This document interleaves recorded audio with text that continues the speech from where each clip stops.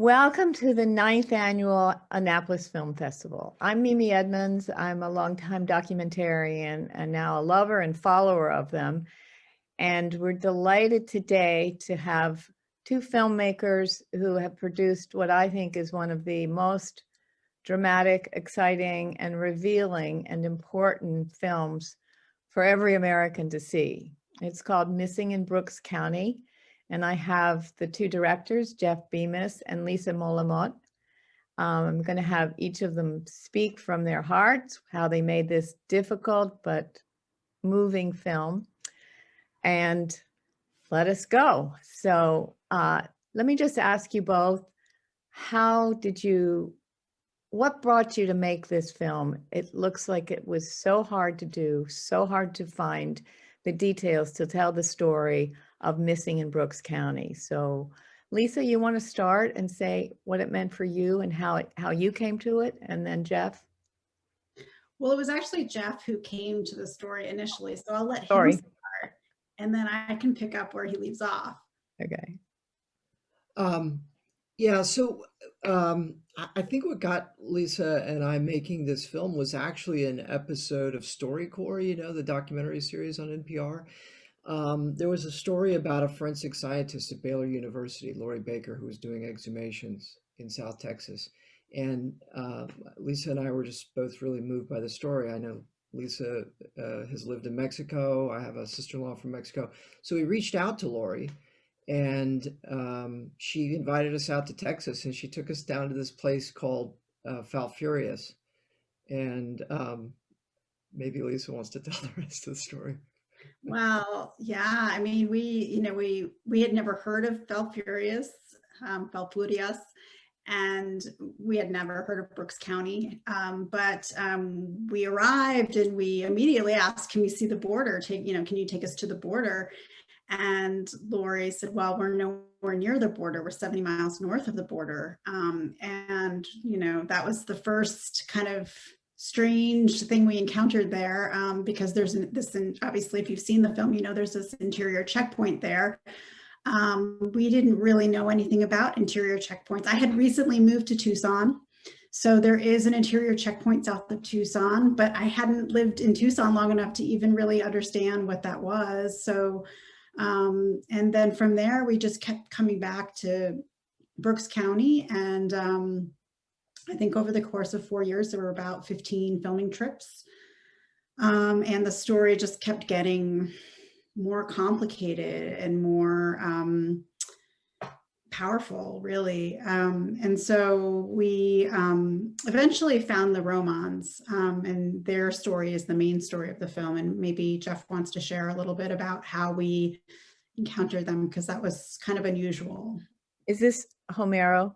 Mm-hmm. Yeah, Mm-hmm. yeah, Homero yeah. Roman. I think I just want to point out that to find and go all the way from meeting them to them finding whatever they could all the way through this film was a dramatic and moving technique that takes me, who hasn't done this, there. So congratulations to both of you. So Jeff, you want to say how you met? Yeah, we early in the filming process, we put up just a little website with what we thought at the time was a temporary title, Missing in Brooks County. And Michelle Chinos and Omar Roman, the brother and sister-in-law of the missing person, Homero Roman, they were searching online at that time for information about his disappearance using the terms missing and Brooks County, and our little website popped up. And so that's how we connected. We talked first on the phone, and then a few days later we sat down together for coffee in Texas, and Lisa and I proposed participating in the film. And I think they went off and had, I think, a little family meeting, and then they came back and very courageously said yes. They wanted the story of Homero to be a part of the film.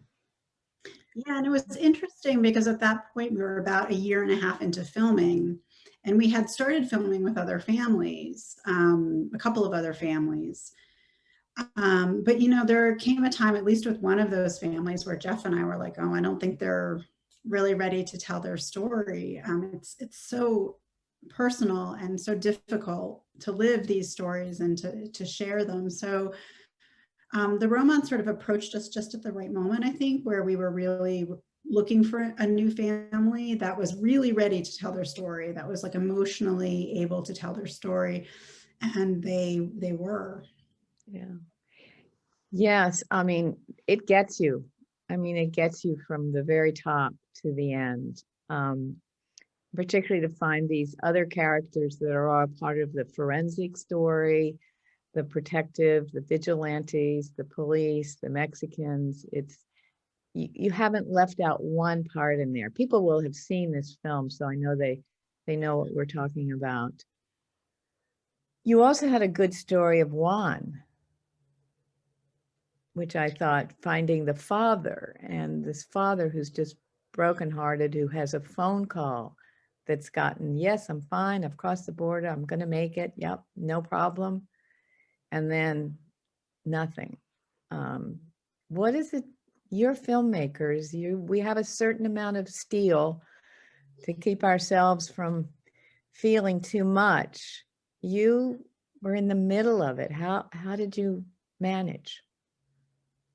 I gotta tell you, I think if there was one thing I would point to that was the hardest part of this whole process was that when we found Juan, not the moment we found Juan, because, as a filmmaker, I was going wide, Jeff was going close. I was worried about exposure because it was really bright, all these things to think about that are technical that kind of kept me from really thinking about what I was seeing. But, on the way back, of course, to Tucson from Texas, and then for months after that, I was just, I think I was thinking about what it would be like to be Juan, to die that way. And so, like, I was waking up in the night and thinking about that kind of death. And that was really tough. I think part of that was we spent a lot of time with Moises, the cousin, who told us about Juan, who he was. He was a real person to us at that point because we knew facts about his life and his cousin and all of that. So I think that was part of it, but just he was so young. And it wasn't the first time I saw a dead body, but it was one of the first times. And that was one of the hardest things, I think, for me personally. Yeah. And then the analysis of the water, how he probably died. So I think that fills in even, I mean, they're separate families, but I felt that they all hook to this spine of losing your loved one, and how do you reconnect and feel you have closure. How is it for you, Jeff? I think, yeah, I think, Lisa and I had these long drives in Texas, dozens and dozens of them, and we would talk over every aspect of the project. And I think those drives made the film better, but also it was a chance for us to decompress a little bit because it's true, some of the filming was just intensely sad.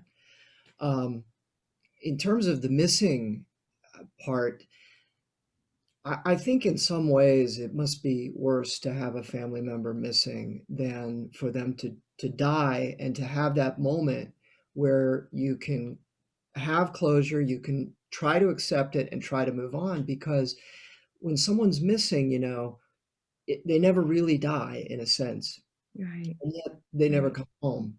Right. Well, we all know that from wars that still have MIAs 30, 40, 50 years later. How did you manage to get so many, what I saw, actualities from the farmers who wanted to pick them up, and to the Mexicans, to the police, to the lab? Obviously, the lab was really key. To the man who started putting water in the desert. So many characters which fed into the story, created a picture of more than missing. It's just a whole world that many people don't know belongs to the border, and belongs to any border in any country, I suppose, but to one that's in contest like we are. I just, the amount of actual scenes that you got to fill in this big picture? Thinking about it, how did you go about making this film so full? I'll start and then Jeff can chime in. I think what we did well, I'm sure we made a few mistakes along the way, but what we did well was we really cultivated relationships with people on several filming trips. So unlike a journalist that might want to write a story about Brooks County, they show up and they stay for a couple of days or even a week. We really put in the time to get to know people and to gain their trust, to have a relationship with them. So I think that really helped. And, there were trips, especially early on, where we were staying at the Best Western Hotel and spending a lot of time in our rooms waiting for someone to return our phone call, so it really took a while at first to really gain access, but I think the access helped. Yeah, we look at it, I look at it sometimes and I'm like, wow, how did we film that?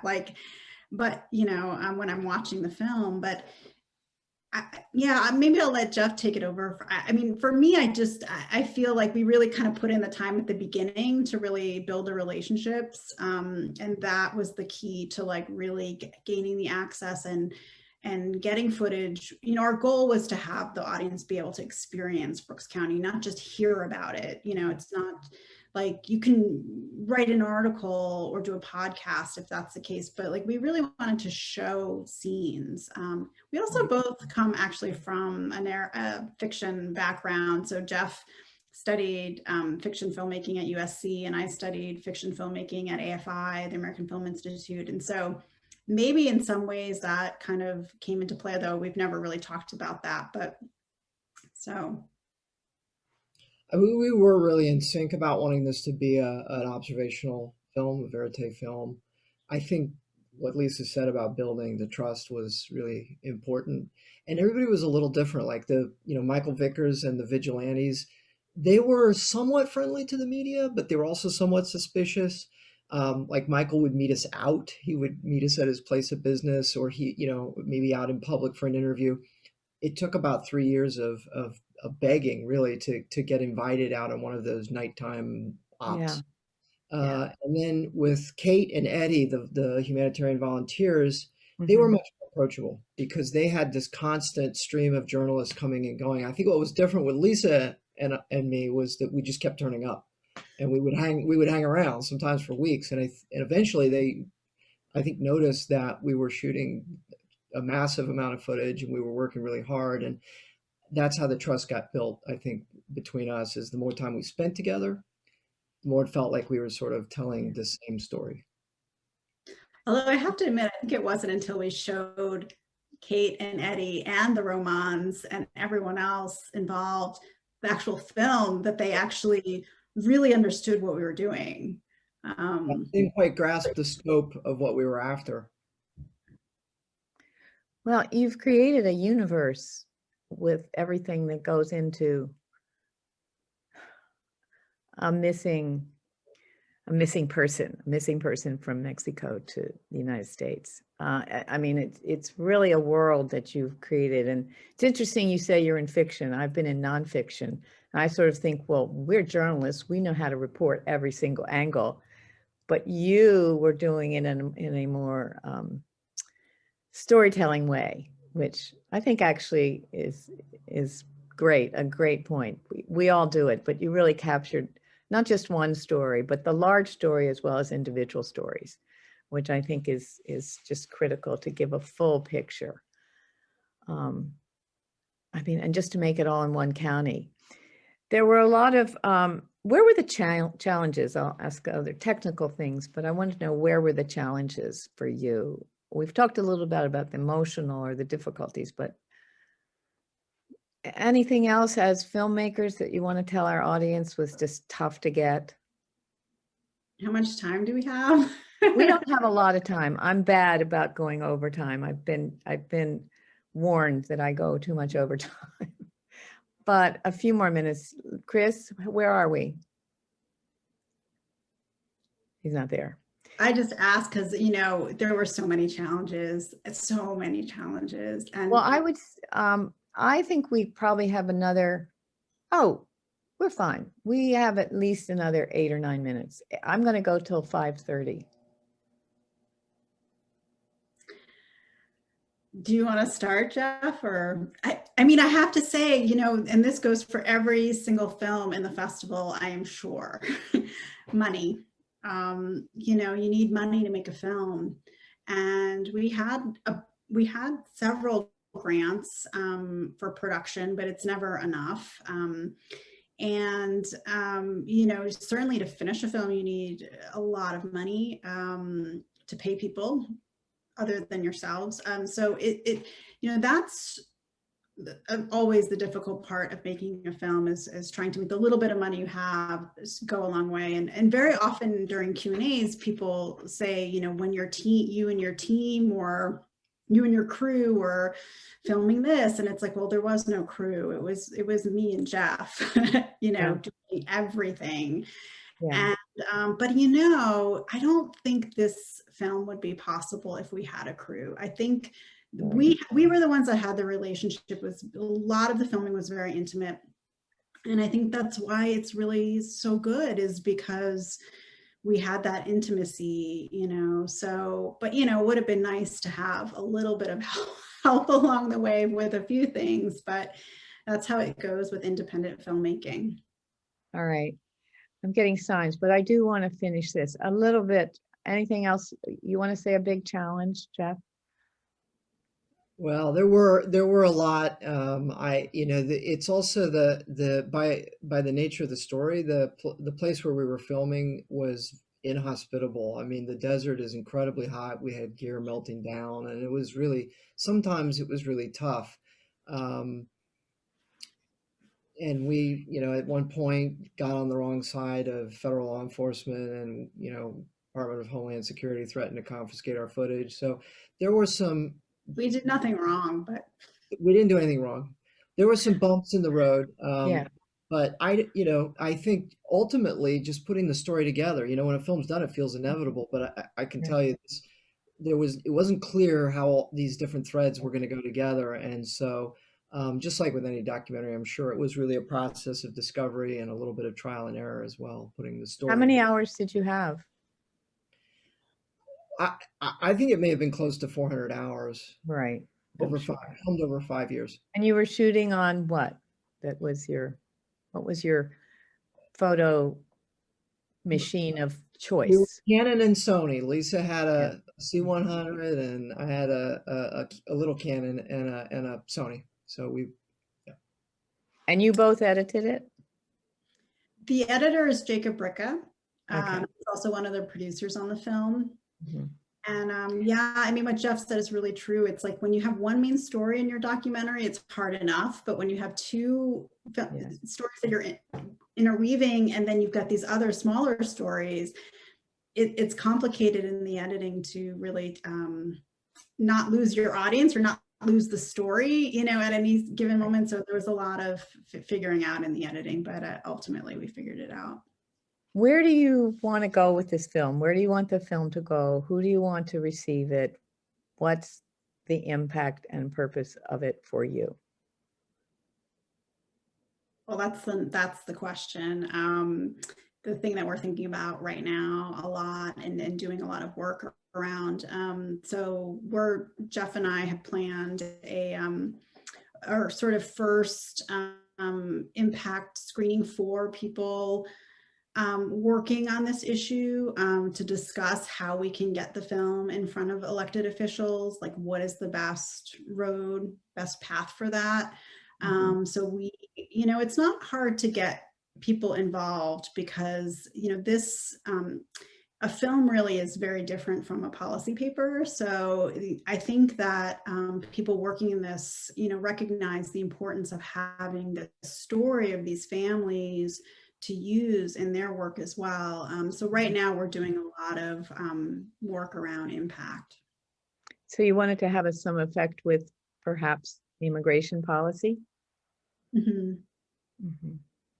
we're actually training how to run an impact campaign, because we really want something that's sort of sustained and maybe a little more than we have the funds for. So we're kind of training to do a little bit of a DIY impact campaign. But yeah, we're approaching it as sort of a top down, hopefully get this film in front of. Well, I live in Maine, and I know that people here would be interested in it, if you can believe that, because there's a lot of interest in a lot of places, and obviously in Tucson, and you know those places too.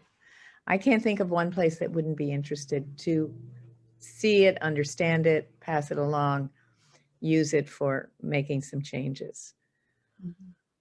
Any last word about the message of the film? A last word you have about doing it, and where do we go from here? Either one, just both start together. We'll listen to all of it. Well, I mean, I think Lisa and I feel that if lawmakers could meet the families of the missing, they would feel differently about the policies they're creating. And so one of the reasons for making the film is that maybe the film can be a vehicle, a stand-in sort of for doing that. Yeah. Great. Lisa? Well, I just want to add that there was actually a bill that was passed in December. It was the first piece of legislation to help